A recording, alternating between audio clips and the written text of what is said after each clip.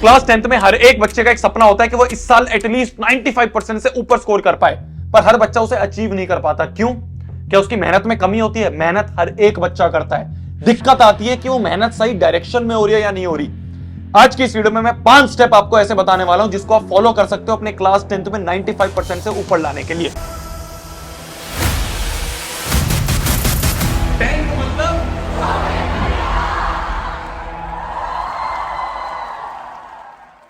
Hello everyone, this is शोभित तिरवान। आज की इस वीडियो में हम बात करने वाले हैं कैसे आप क्लास 10th में मात्र 5 स्टेप फॉलो करके 95% से ऊपर स्कोर कर सकते हो। भैया बस 5 स्टेप? मैंने कहा बिल्कुल, आपको लोग बतेरे स्टेप बताएंगे, बतेरे प्रोसीजर्स बताएंगे, ऐसे कर लो, ऐसे कर लो, ऐसे कर लो। मैं अपना एक्सपीरियंस लेके आया हूं, वो एक्सपीरियंस जो पिछले 5 साल में मैंने देखा है। मैंने लाखों बच्चे देखे अपने सामने से जाते हुए, ऐसे ऐसे बच्चे जो 60-70% पे बैठे थे, वो मात्र ये चीजें फॉलो करके अपनी क्लास 10th में 95% लेके आए हैं। तो वो 5 स्टेप आपको मैं आप सामने रखने वाला हूं, ध्यान से सुनते रहना। पहला स्टेप जो आपको दिमाग में रखना है वो है डोंट स्टार्ट विद एनसीईआरटी। भैया क्या बोल रहे हो? लोग तो बोलते हैं कि एनसीईआरटी उठाओ, एनसीईआरटी ही बाइबल है, एनसीईआरटी गीता है। मैंने कहा है, बिल्कुल है, पर इससे शुरुआत मत करो। तो भैया शुरुआत किससे करें? शुरुआत करो हमेशा एक वन शॉट लेक्चर से। भैया इसका मतलब देखो, वन शॉट लेक्चर जैसे मैथ्स के वन शॉट होते हैं, साइंस के होते हैं, एसएसटी के होते हैं, चैनल पे डले हुए हैं, इनको आप यूज कर सकते हो जिससे आप पहले चैप्टर का ओवरव्यू ले लो। एनसीईआरटी की भाषा इतनी मुश्किल होती है, कई बार हमें ही नहीं समझ में आती कि पता नहीं क्या लिखा है। तो सबसे पहला काम है चैप्टर का ओवरव्यू लेना। ओवरव्यू कैसे लोगे आप? एक वन शॉट वीडियो देख के। जैसे ही आपने एक वन शॉट वीडियो देख ली, सुन ली, अच्छे से पूरे चैप्टर को समझ लिया, अब इसके बाद आपको क्या करना है? एनसीईआरटी को रीड करना है और नोट्स बनाने हैं। अब आपको एनसीईआरटी अच्छे से उठानी है, तो आपने क्या करा? ओवरव्यू लिया, बंद कर दी वीडियो। अब एनसीईआरटी उठाओ, एक कोरी पन्ना उठाओ या कोरा कॉपी उठाओ, उसमें नोट्स बनाओ। भैया नोट्स कैसे बनाने होते हैं? नोट्स का मैंने एग्जांपल बना रखे हैं, मतलब आपके क्लास 10th के लिए हर एक चैप्टर के नोट दे रखे हैं, आप उसको उठा सकते हो, उससे आपको समझ में आएगा नोट्स कैसे बनाने होते हैं। लिंक नीचे डिस्क्रिप्शन में मैं दे दूंगा सबके। तो पॉइंट इज कि एनसीईआरटी को अब उठाओ और हर एक चीज को डिटेल में पढ़ के, और जो आपको लग रहा है इंपॉर्टेंट है उसके आपको नोट्स बनाने हैं। तो पहला स्टेप मैंने क्या बताया? वन शॉट वीडियो देखो ओवरव्यू लेने के लिए। दूसरा स्टेप मैंने क्या बताया? दूसरा स्टेप मैंने बताया एनसीईआरटी उठाओ और अब बैठ के अपने नोट्स बनाओ। नोट्स आपने बना लिए, रेफरेंस के लिए आप मेरे नोट्स यूज कर सकते हो, उनसे आपको समझ में आ जाएगा नोट्स कैसे बनाने होते हैं। जैसे ही आपने नोट्स बना लिए, अब आपको एनसीईआरटी का हर एक सवाल सॉल्व करना है, वेदर वो कोई एग्जाम्पल हो या फिर वो आपके एनसीईआरटी का डू यू नो वाला हो या फिर एनसीईआरटी के बैक एक्सरसाइज का क्वेश्चन हो। एनसीईआरटी का एक भी कोई भी सिंगल क्वेश्चन आपको नहीं छोड़ना है, हर क्वेश्चन करना है। एनसीईआरटी से डायरेक्ट उठ के सवाल आ जाते हैं बोर्ड के एग्जाम में, तो इसलिए एनसीईआरटी तो बिल्कुल ऐसे रट रखी होनी चाहिए कि सुबह 4 बजे कोई उठ के पूछ ले कि एनसीईआरटी का ये सवाल कैसे होगा, आपको आना चाहिए। तो एनसीईआरटी बिल्कुल स्किप नहीं करनी है। ये है आपका तीसरा स्टेप। चौथा स्टेप आता है आपका कि आपको क्या करना है? प्रीवियस ईयर क्वेश्चंस देखने हैं।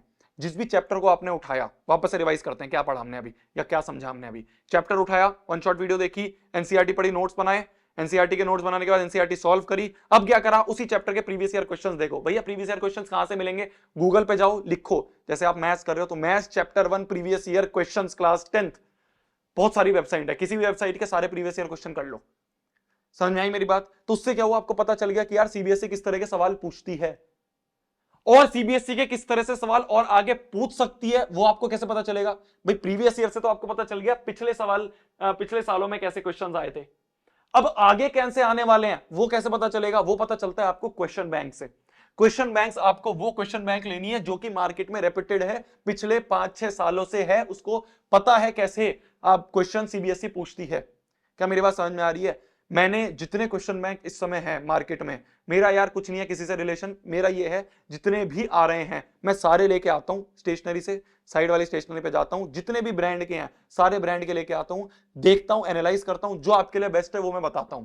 आपके लिए इस साल के लिए, पिछले साल भी मैंने बच्चों को रिकमेंड करा था, पिछले साल ओसवाल के मैंने रिकमेंड करे थे, OSWAAL, डबल एल याद रखना, 2 हैं क्योंकि डबल ए वाला जो है वो मैंने देखे हैं, वो बेस्ट है, उनको आप यूज कर सकते हो। उसमें जो क्वेश्चंस हैं मैंने देखा है वो रिपीट हुए हैं सीबीएसई एग्जाम में, जो क्वेश्चंस उन्होंने दे रखे हैं वो सीबीएसई के एग्जाम में रिपीट हुए हैं। वो ऐसे क्वेश्चंस हैं जिनको आप करोगे तो आपका दिमाग और अच्छे से वर्क करेगा।